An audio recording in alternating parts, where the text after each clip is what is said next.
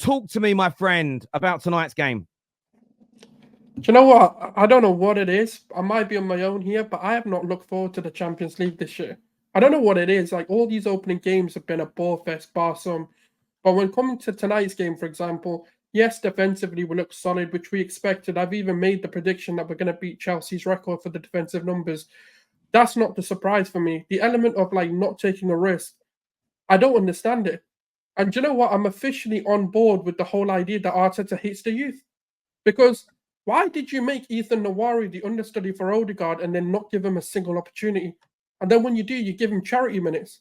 What's the point? Like, I don't understand what that's going to do for his confidence, what the planning in the summer was, and why we're not risking it. Why not? Like, Bukayo Saka became the player he is because Unai Emery or whoever in the backroom staff said, take a risk on this kid. And look at the player he's become. And then I credit Arteta for one thing. He took a risk and made him a right winger.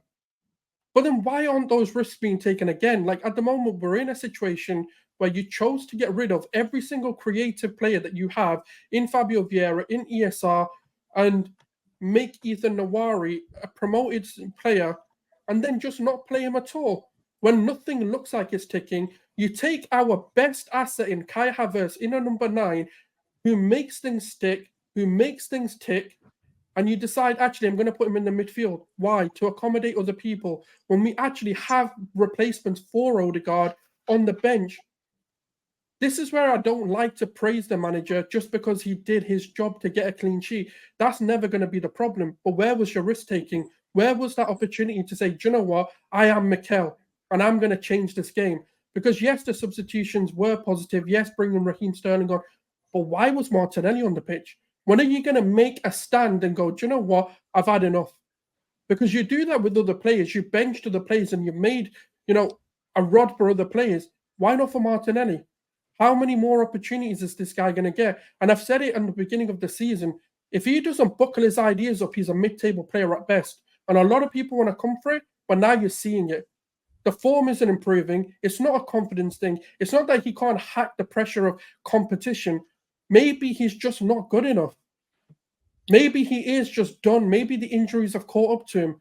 And maybe it is just that he can't evolve to be where we are. Maybe he is like the ESRs. Maybe he's like Zinchenko. Maybe he is Gabriel Jesus, where he served a purpose to get us back into these positions. And now thank you for your service, but we've got to move on. And I'll be honest with you, I was a sympathetic, sentimental fan who was like, oh, do you know what? I want ESR to stay. Oh, I want Ramsdale to stay. Oh, do you know, I want to give these players an opportunity. But this summer taught me something. Sentiment ain't going to win me the title. And Gabriel Martinelli is another player on the chopping block unless he buckles up and goes, you know what, I'm going to score. I'm not here to boost your confidence. We ain't a therapist. We ain't, someone here that, we need to boost you up. You either buckle up, play, or you're out. We've got Raheem Sterling and we've got Trossard who are itching at the opportunity to start for Arsenal. You've got to get on board. And unfortunately, today again, 2 opportunities where you messed up.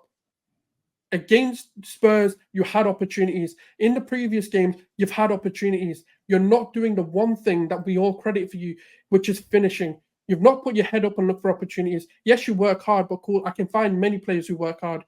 And that's part of the problem that we've got. The attack today, and that is, I'm going to blame it solely on Arteta today, because you made the decision to put Kai Havertz back into the midfield. And by the way, Kai wasn't the problem today. But it's the fact that you moved him into a position that doesn't suit the team. Not that he doesn't suit him, because I feel like as an individual, he played well. But as a number 9, he excels. And that's the biggest difference today. Listen, I understand a lot of your challenges there. What can I throw this in again, playing host and devil's advocate? How impressed were you tonight and recently with David Raya? You know what? I was on the Ramsdale fan club, so I can actually officially apologize, because I'll be honest, it's a sentiment thing. Sorry. I get that. And I get that. The reason I'm asking is that after that double save and after how good he was the back end of last season and start of this season, nobody's sitting there mentioning Ramsdale anymore. I understand your frustration in the short term of why hasn't Waneri been given an opportunity. Hasn't your manager done enough for you personally yet for you to let things cook a little bit before showing frustration at every little decision you don't like? I understand that, but I think as a fan base, I do trust him, and I do think he's doing the right things. Even against Spurs, I said, you know what, I like the way you set up. I think you've done, what you needed to do. But I feel like he's doing it too much. He gets a bit too comfortable with the idea once it works once for him. And I feel like what we're in a situation where this man, I know it's a Champions League game, granted, and this game and this draw doesn't actually impact us because of the 8 games that we're now going to play, or another 7 that we're going to play. And actually, a draw in the grand scheme of things, when you look at City drawing as well, actually isn't too bad. But we can't then just let him lie on these laurels of, I'm not going to change it because it worked once. Because we've seen this before where he draws a game, he tries again the next game, we may get another draw, and then we lose the third game, and then he changes something. And the problem is, if we go into the City game with the same mindset that actually this has worked, when in reality we're seeing a few gaps in this, it's not going to end well for us. So I'd rather put the pressure on Arteta to say, do you know what? You need to change it before it becomes a problem, and you need to identify where this creative outlet or transition is going to come from. That makes sense. And just want to point this out to the audience. Sometimes I understand these things, but I ask the question so that people can explain themselves, so all of the audience understand these things. Just for all the silly people in the back, my questions are not always coming from me directly. It's about generating conversations, which is literally my job as the host. You're creating content as a content creator? Is that what you're saying? I know. Yeah, Terry, your question contradicts what you said earlier. That's my job as a host and giving opinions. They're different things. Just want to explain that to some of the silly boys in the back. Do you know what I mean? Who clearly were breastfed for too long. They were breastfed too long. 6, 7 years old. It's too late to be breastfed. It's a problem. Saad, what did you make of your boys tonight, my friend? Very, very disappointed. It was a very shit performance from the attack and the midfield completely. Both shit as each other. The right-hand side, listen, I appreciate Saka being on the pitch. I don't know why we played him when we could have played Sterling. Maybe he wants to play Sterling against Manchester City. I don't know. The fact that Martinelli was kept on the pitch for that long, he's going nowhere near that Man City team. I can tell you that now. Otherwise, he would have been taken off. Martinelli, I've fought for this guy, man. I've fought for Martinelli for ages. Hassam will tell you, Staffy will tell you. I've fought for Martinelli, and I've said, yeah, you know what? Let's give him time, bro. He's gonna come back. What is up with this guy? I don't know what's wrong with him. I don't know if it's mental, whether he can't handle the kitchen. If it's too hot, bro, just get out. You don't have to be here, bro, because this is the top level.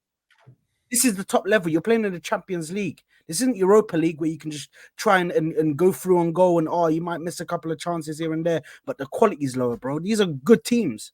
You're playing the champions of the Europa League last season. So I think our attack was very, very shit. Jesus, let me not even speak on that guy because I'm actually heated today. I expected them to, with the amount of space, because I can understand you saying a point is good. Away from home at Atalanta, a point is good.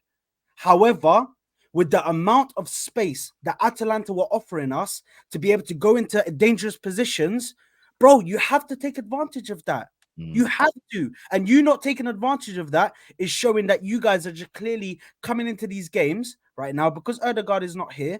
You're using that as an excuse to come into these games with the mentality of a draw is okay, and that is not the mentality I want to go through. Is that what you? Is that what you thought it was, Side? It was about the players playing, the attackers maybe playing for a draw as opposed to trying to win it for you tonight. I don't think their head was in this game. I think they were thinking about Man City.